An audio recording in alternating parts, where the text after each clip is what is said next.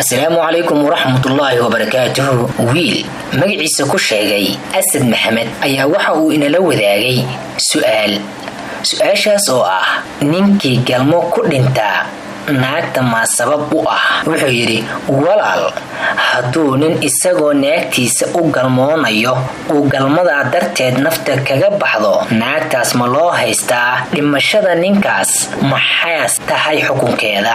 Asad walaal, waad ku mahadsan tahay su'aasha quruxda badan ee aad weydiisay. Laakiin dadka qaar waxaad moodaa su'aalaha in ay iska ka weydiinayaan ayagoo jawaabahooda ay waaqac yihiin oo iska cad yihiin, balse su'aasha Asad uu soo weydiiyay waa su'aal aad muhiim u ah. Waana jecelahay in aan kaga jawaabo.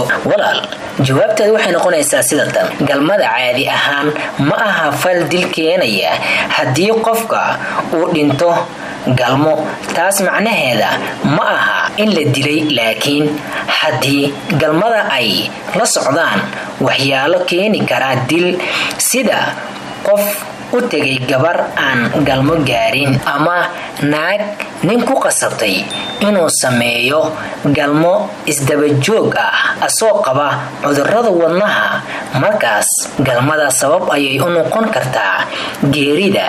Markaas waa in la baaraa siday tahay iyo habka qofka uu u dhintay, waana la dhihi karaa qofkaas ayaa sabab u noqday dilka.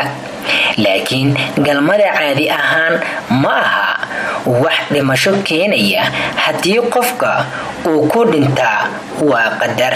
Waad ku mahadsan tahay Asad walaal, jawaabtaadana inaad ku qanacday ayaan rajeynayaa.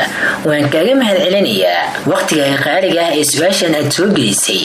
Sidoo kale waan idinkaga mahadcelinaynaa dhammaantiin su'aalaha aad ina soo weydiisaan iyo waqtigiinaba. waad ku mahadsantihiin malaayiin jeer iyo kumanaan jeerba.